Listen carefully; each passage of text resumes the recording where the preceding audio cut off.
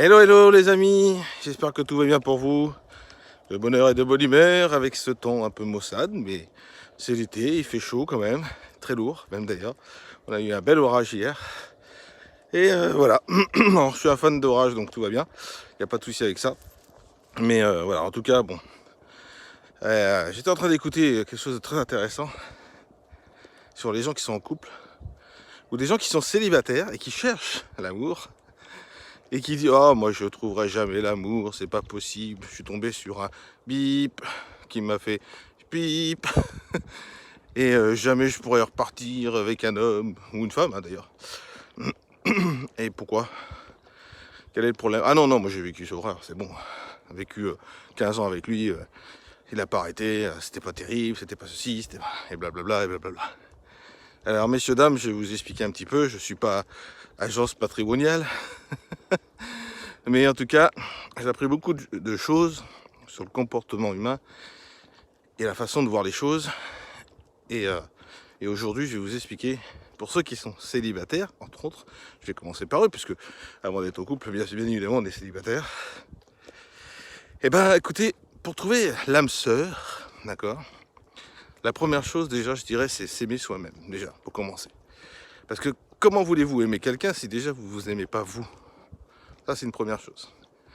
La deuxième chose, je dirais que pour commencer à chercher quelqu'un qui pourrait vous ressembler, par exemple, pas physiquement, hein, parce que sinon, enfin là on passe dans un autre sujet, vous ressemblez sur vos passions, sur la façon de vivre, politique, religion, enfin etc. Toutes sortes de choses quoi, qui vous ressemblent.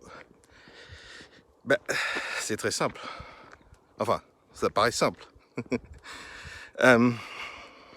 Commencez par poser des questions aux gens. Allez dans des endroits où vous êtes sûr de rencontrer du monde. Pas forcément célibataire au départ, parce que vous pouvez pas savoir s'il y a des célibataires. Mais en attendant, là où il y a du monde, d'accord? Et commencez à poser des questions, genre. Pas question, je fais une enquête. D'accord? Où t'habites? C'est quoi ton numéro de rue? D'accord, on est d'accord? Non, non. Des questions qui va vous permettre, si vous voulez, de connaître la personne. Bonjour, je m'appelle Fabrice, j'habite à Noyer-sur-Cher. Alors je suis pas célibataire, mesdames. J'habite à Noyer-sur-Cher. Je suis à la base cariste et j'ai décidé de faire un autre concept. Ça, c'est quand je parle de moi. D'accord? Et si vous parlez de vous, maintenant, la version plus amicale, c'est bonjour, comment tu t'appelles? Ou comment vous vous appelez? Et là, la personne répond, d'accord? Ok, mais ça fait longtemps que tu viens là? Est-ce que vous avez compris ou pas? Je vais continuer? Alors, je continue. Et pourquoi tu viens là? Qu'est-ce qui te plaît? Et qu'est-ce que tu fais comme travail? Ah, c'est intéressant. Ou alors c'est, ah non, non, ça m'intéresse pas. Donc d'accord, je vais essayer de passer à autre chose. Et puis vous discutez d'autres choses, d'accord? Parce que peut-être que le travail, je sais pas, peut-être que crotte-mort, je vais loin, mais c'est peut-être pas quelque chose qui vous plaît. Ce qui est compréhensible après, hein, ça appartient, c'est quelqu'un qui s'occupe malheureusement des morts. Bon, il en faut de toute façon, c'est pas le sujet. Mais si c'est un métier qui vous plaît pas, faut partir sur un autre sujet. Vous avez des passions dans la vie? Quelles sont vos passions? Ah, vous faites du cheval. Oh, c'est chouette ça. Et ça fait longtemps que vous en faites. Et pourquoi vous aimez les chevaux? Et pourquoi vous avez appris? Et poser des questions, et poser des questions. À un moment donné, qu'est-ce qui va se passer? La personne soit va dire, vous êtes un petit peu curieux ou curieuse. Et forcément, c'est-à-dire que cette personne-là n'aime pas parler d'elle. Alors c'est bien parce que vous n'aimez peut-être pas parler de vous. Donc, un point commun. Et c'est comme ça qu'il faut faire. C'est quels sont vos points communs entre vous deux. Je vous assure que si vous faites ça, vous allez découvrir quelque chose de génial parce que ça va vous permettre de pouvoir rencontrer des gens qui vont peut-être vous surprendre.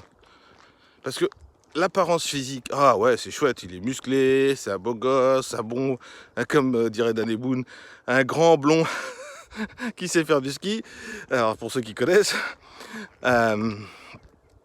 avec, comme dirait Bigard, avec Rolex. Mais ce que je veux dire, blague à part, c'est qu'il peut être beau d'apparence, une belle personne, d'accord, ou belle, comme on voit beaucoup dans les magazines, messieurs, des belles personnes, d'accord, et en fait qui n'a rien dans le cerveau. Alors rien, c'est pas faux, c'est pas vrai, mais qui n'a pas fait d'études, qui n'a pas de passion, qui vit chez ses parents, j'en sais rien, peu importe. C'est pas des défauts si vous voulez, mais c'est juste pour vous expliquer quoi, qui prend pas sa vie en main, enfin, etc. C'est pas l'apparence physique qui compte principalement. Alors bien sûr, il y a des gens qui malheureusement prennent pas soin d'eux et qui ont un visage pas très agréable. Et après il y a des maladies, bien évidemment. Et c'est pour ça que il ne faut pas préjuger les choses en disant ah là là, il est pas beau celui-là, je vais pas aller le voir. Mais vous savez pas ce qu'il a vécu, vous savez pas ce qu'il a fait, d'accord?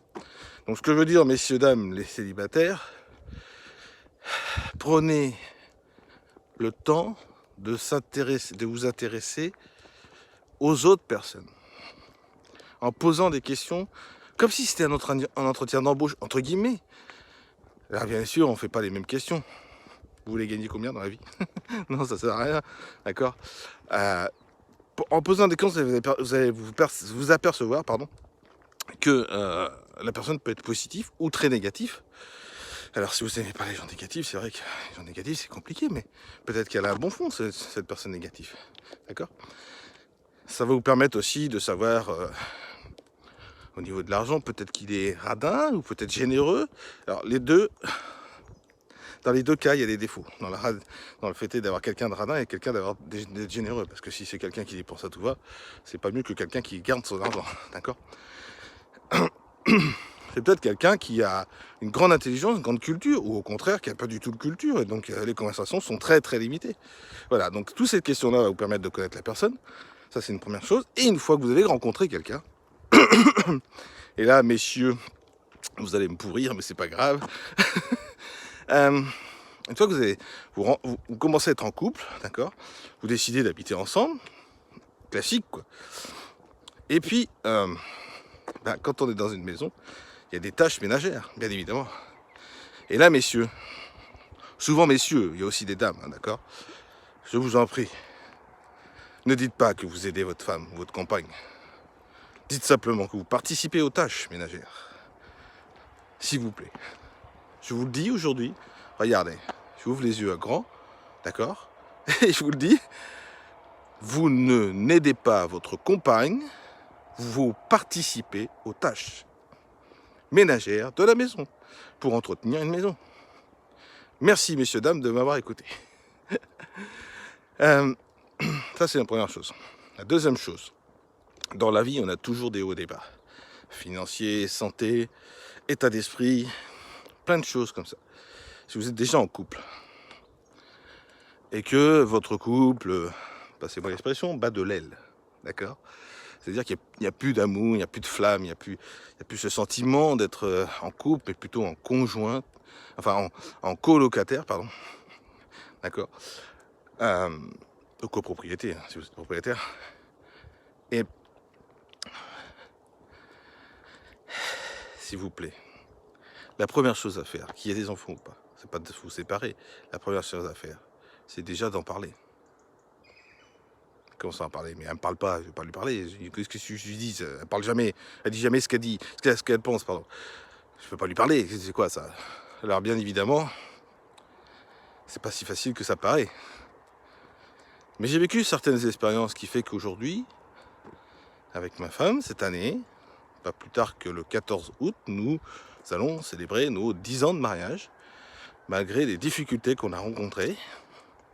Et la seule chose pour laquelle on est ensemble, la seule chose, je vous assure, c'est vrai, la seule chose pour laquelle nous sommes encore ensemble, c'est le fait d'avoir posé des questions, l'un comme l'autre, d'avoir posé des questions et d'avoir su discuter pendant un petit moment. Et c'est pas devant notre fils qu'on discute, c'est entre nous. Parce que ça ne le regarde pas, ce pauvre enfant. Il est venu au monde dans votre couple, il subit, pas du tout. Il apprend et il suit vos recommandations. Alors, peu importe ce qui se passe avec les enfants, il y en a qui sont têtus et qui obéissent pas, enfin obéissent pas. D'abord, c'est pas des chiens, donc ils obéissent pas, les enfants, ils écoutent, c'est pas la même chose. Mais voilà, ils sont venus dans votre couple et du coup, alors ça peut être aussi perturbant pour le couple, d'accord, et forcément, ça a créé des tensions et du coup, là, ce que je veux vous dire, la plupart des gens qui divorcent, la première cause, c'est la discussion. Quelqu'un qui, je sais pas, accro au jeu par exemple, d'accord, un addict au jeu. L'addiction au jeu, j'ai connu, je suis passé par là aussi. 100 € par semaine dans le loto. Voilà, vous voyez, hein, on est tous pareils, hein, je vous assure, hein, je suis pas mieux que vous. À ce moment-là, j'étais avec quelqu'un qui ne discutait pas, qui ne me posait pas de questions et qui, voilà, et donc forcément, les difficultés financières sont arrivées et forcément, quand il y a une difficulté financière, c'est-à-dire on a du mal à payer nos factures, c'est très compliqué dans le couple, ça crée des tensions et c'est très très compliqué. Alors, je vous assure, là de nos amis bulgares qui vont aller, donc sur les fraisiers, donc vous allez entendre la voiture, c'est pas grave. Ils vont se demander ce que je suis en train de faire, mais c'est pas grave non plus parce que le principe c'est pas que j'arrête la vidéo. Et donc du coup on va les laisser passer parce que ça va faire un petit peu de bruit. Donc voilà, on va laisser passer ces gens-là. Ah, ils me regardent de travers en disant qu'est-ce qu'il fait ce monsieur-là. Et ben oui, parce qu'en France, quand on fait des vidéos, ça surprend tout le monde. Il y a des endroits où je connais mes différents coachs, et surtout mon coach qui se trouve à Montréal, qui fait des vidéos et tout le monde le regarde et c'est chouette quoi. Voilà. Et il sourit. Bon bref, ça c'est une parenthèse. Alors, donc, discutez entre vous, posez des questions. Si vous voyez que votre compagne commence à faire... Ça va? Non. Et pourquoi? Parce que... Et ça, c'est pas bon. D'accord? Si l'un de vous deux, bien sûr, si vous êtes tous les deux comme ça va être très compliqué. Mais soyez ouverts. Travaillez sur votre façon de oser parler aux gens. D'accord? Sortez de votre zone de confort. Prenez vos courages de main, j'allais dire autre chose, mais c'est public, donc on va éviter.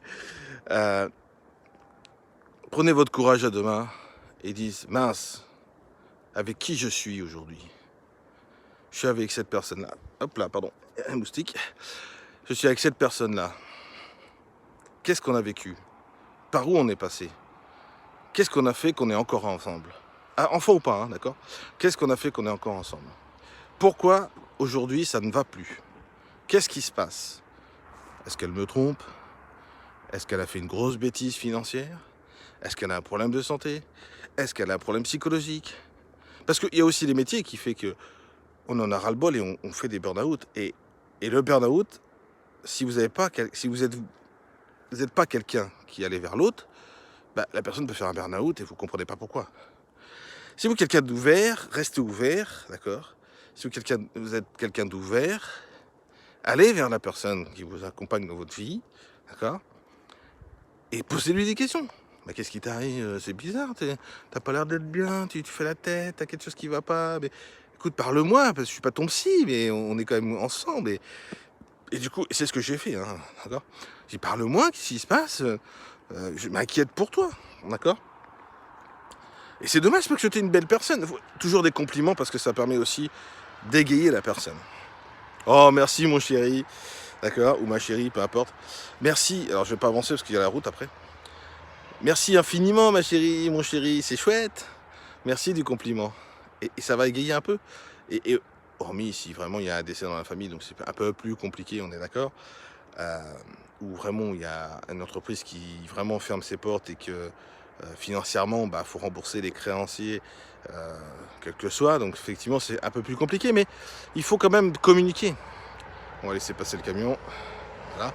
Il faut quand même communiquer parce que je trouve que c'est très important d'échanger entre deux personnes et de savoir qu'est-ce qui se passe. Alors si vous entendez plus effectivement avec une discussion saine, c'est-à-dire ah bah oui effectivement je pense qu'aujourd'hui les sentiments ne sont plus les mêmes qu'avant, bah et moi aussi c'est pareil, écoute je crois qu'on s'entend plus, prenons une décision et prenez une décision ensemble mais sur la bienveillance et le calme. s'il vous plaît, il y a beaucoup de gens qui se battent physiquement pour des broutilles. Pardon. Pardon, excusez-moi. Vraiment pour des broutilles. Et aujourd'hui, c'est dommage de se battre physiquement pour des broutilles. Et après, il y a des gens qui se battent, qui déchirent les enfants, et qui font des enfants névrosés, et c'est dommage aussi. Alors que s'il y a une bienveillance, un calme dans la relation, amicale ou amoureuse, parce que quand on est amoureux, c'est qu'on s'aime et qu'on peut discuter calmement et on peut s'embrasser. Quand il n'y a plus d'amour, ça s'appelle une relation amicale, je suis désolé, d'accord. Et quand il existe cette relation amicale, il faut rester calme dans ce qu'on dit. Alors oui, il y a les enfants, mais comment tu vas faire avec les enfants? Il va falloir que tu l'emmènes là, et voilà, d'accord. Pour trouver une solution. Trouver une solution réellement. Et prenez votre calme et en disant, écoute, il faut vraiment qu'on parle tous les deux. Il y a vraiment un problème. Et la personne, elle veut pas, elle reste fermée. Va voir quelqu'un, va te faire aider si tu as besoin. Mais il faut vraiment qu'on trouve une solution. Parce que si on s'entend plus, si on s'aime plus, pourquoi rester ensemble? Et les enfants, on s'arrangera, on se débrouillera, on trouvera une solution ensemble. D'accord? Oui, mais moi je veux la garde et moi ceci. Voilà, ok, pas de problème. Entendez-vous. Si on faisait une garde une fois par semaine, tu la prends une semaine, je la prends une semaine. Ça arrive, ça. Honnêtement, hein, ça arrive. Ça perturbe les enfants, mais ça arrive. Donc voilà, ce que je voulais vous dire sur le thème du couple, d'accord, et de l'amour. Pour les célibataires, intéressez-vous aux gens et vous allez trouver quelqu'un qui vous correspond en fonction de vos questions, d'accord. Et vos questions, c'est par rapport à vous, d'accord. Ça va vous permettre de connaître la personne, d'être positif, négatif, peu importe, de connaître vraiment qui est la personne et de savoir si ça peut vous correspondre. Puis aussi d'avoir des surprises des fois parce que on croit qu'il est célibataire puis on s'aperçoit que c'est un marié qui cherche à tromper sa femme et donc ça c'est autre chose. Mais c'est un autre sujet. Mais voilà, et quand vous êtes en couple, il y a plusieurs règles. La première chose, c'est que vous aidez pas votre compagnon, vous participez aux tâches, et ça, je peux le répéter 40 fois parce que c'est honteux de dire qu'on aide le conjoint ou la conjointe. On n'aide pas, on participe aux tâches. Alors moi, je touche pas à la lessive parce que je connais rien à la machine à laver, mais c'est pas grave, madame fait la lessive et moi je fais le ménage et je fais le repassage et je fais... Et oui, c'est comme ça que ça marche, d'accord. Et après, quand il y a une tension dans le couple, ne faites pas grandir la tension. Allez vers la personne et dire, mais qu'est-ce qui t'arrive? On est deux à régler les problèmes. Alors vas-y, tes problèmes sont mes problèmes. Mes problèmes sont tes problèmes. Ah, il y a des moucherons ce matin. Je suis à côté d'un champ, peut-être que c'est pour ça. Mais ça, c'est très important.